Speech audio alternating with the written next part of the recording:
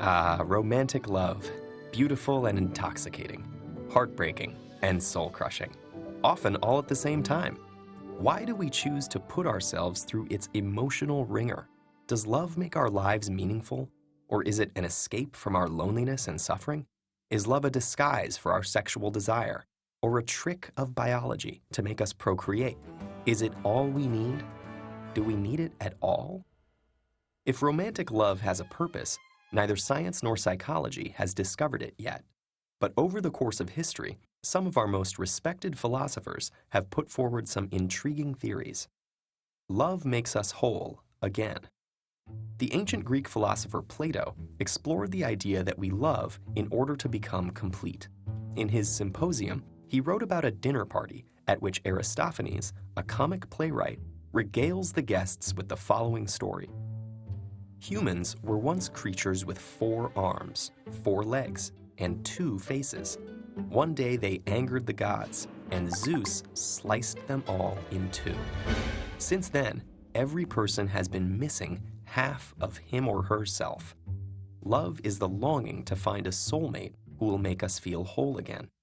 Or at least that's what Plato believed a drunken comedian would say at a party. Love tricks us into having babies. Much later, German philosopher Arthur Schopenhauer maintained that love, based in sexual desire, was a voluptuous illusion. He suggested that we love because our desires lead us to believe that another person will make us happy. But we are sorely mistaken. Nature is tricking us into procreating, and the loving fusion we seek is consummated in our children. When our sexual desires are satisfied, we are thrown back into our tormented existences, and we succeed only in maintaining the species and perpetuating the cycle of human drudgery. Sounds like somebody needs a hug. Love is escape from our loneliness. According to the Nobel Prize-winning British philosopher Bertrand Russell, we love in order to quench our physical and psychological desires. Humans are designed to procreate, but without the ecstasy of passionate love, sex is unsatisfying. Our fear of the cold, cruel world tempts us to build hard shells to protect and isolate ourselves. Love's delight, intimacy, and warmth helps us overcome our fear of the world, escape our lonely shells, and engage more abundantly in life. Love enriches our whole being, making it the best thing in life. Love is a misleading affliction. Siddhartha Gautama, who became known as the Buddha or the Enlightened One, probably would have had some interesting arguments with Russell. Buddha proposed that we love because we are trying to satisfy our base desires. Yet, our passionate cravings are defects, and attachments, even romantic love, are a great source of suffering.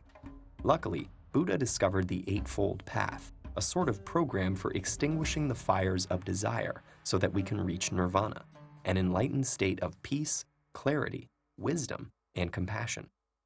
The novelist Chao Xue-qin illustrated this Buddhist sentiment that romantic love is folly in one of China's greatest classical novels, Dream of the Red Chamber.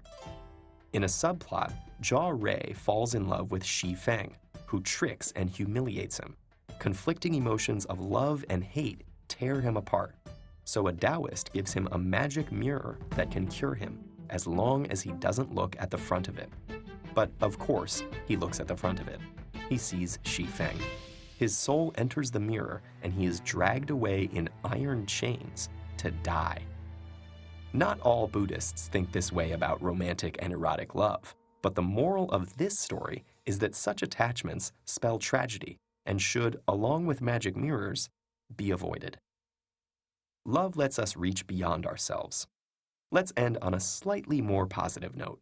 The French philosopher Simone de Beauvoir proposed that love is the desire to integrate with another, and that it infuses our lives with meaning.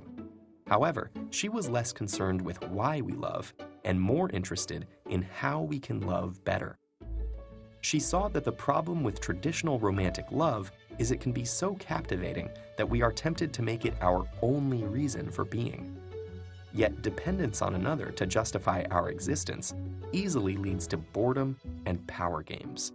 To avoid this trap, Beauvoir advised loving authentically, which is more like a great friendship. Lovers support each other in discovering themselves, reaching beyond themselves, and enriching their lives and the world together. Though we might never know why we fall in love, we can be certain that it'll be an emotional roller coaster ride.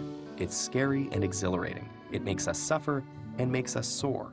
Maybe we lose ourselves. Maybe we find ourselves. It might be heartbreaking, or it might just be the best thing in life. Will you dare to find out?